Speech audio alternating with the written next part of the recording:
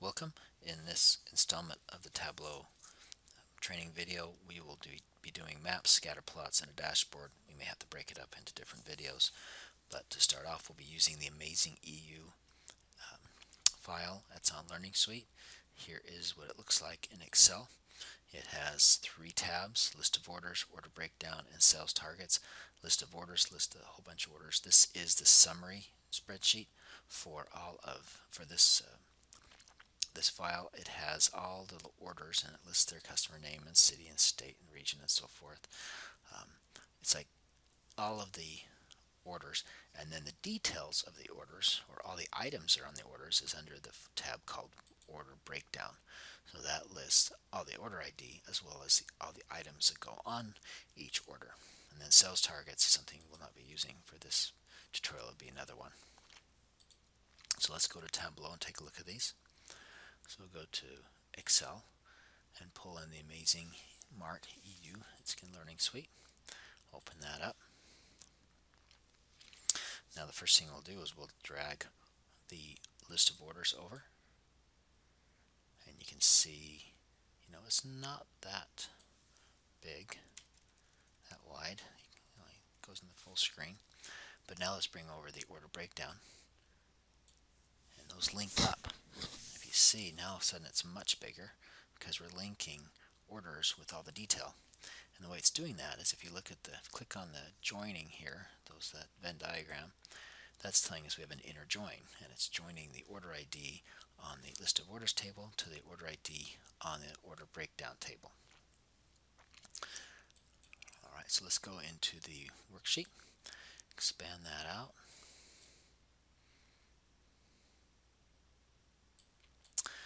Now, when Tableau sees that there is a hierarchy among data elements, it'll create a hierarchy. And here it saw that we have a country, a state, and a city. And it created a hierarchy, and you can see it with that little symbol there with the tree structure. So, but in case Tableau didn't create it the way we want it to, let's delete that and create it ourselves. Now, the way to create a hierarchy with data elements, you'll just take the base element, so that'll be country, and we'll just take city and add to it, and then it'll create a hierarchy. So we'll rename that from country city to, let's say, geography. You can name it anything you like to.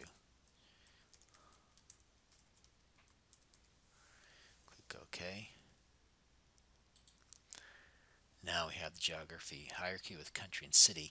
We do need state, so let's grab state, and you can see these are geography type data elements because it has a little world or a little circle there with lines across it with latitude and longitude.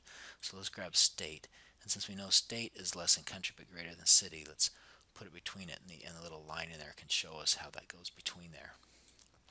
So now we have the geography. Now let's take geography. Let's take country and drag it into the middle here. And notice it put longitude and latitude up there. It created a map of Europe. And you can see we have 15 marks here, so there are 15 countries represented. Let's grab state and pull that in. We don't have to do that. You see that little plus sign under country? If we click on the plus sign there, it will add all the cities. I didn't want that because it looks like state didn't pop in the right place. Let me pull city out. Let's move state above city. There we go. Now let's take a plus.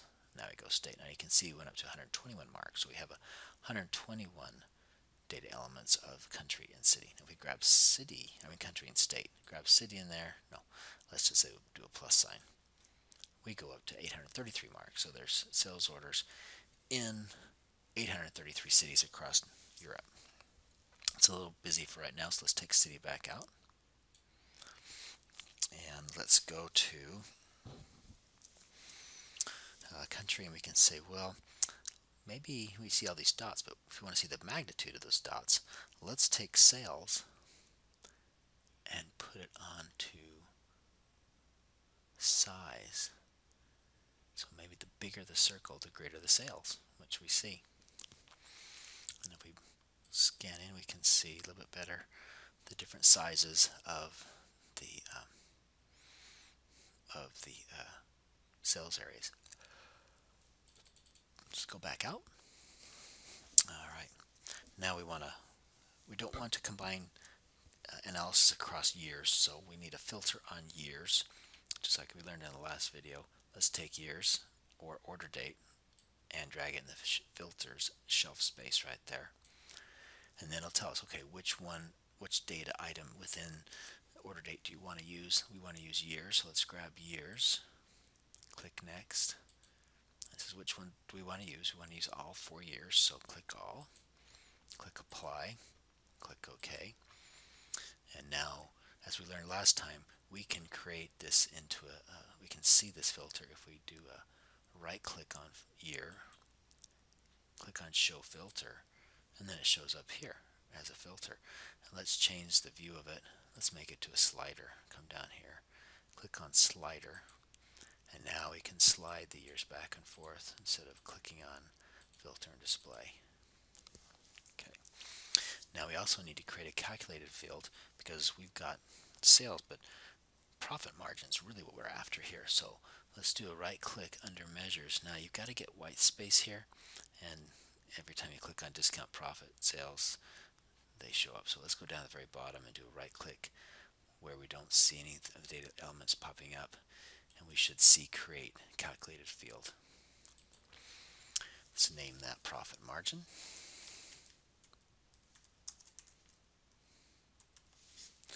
And we're going to divide profit. So bring up profit from the measures, do a slash for divide, pull up sales from the measures. And you can see the calculation is valid. Click apply, click OK, and now we have profit margin. So if we want to get an idea of what the profit margin is, maybe let's pull that over color. So grab profit margin, our new calculated field has an equal sign there next to the pound sign. Drag that and put that over color. Now we can see the darker the color, darker green. We have a way to look at how profitable the countries and cities are.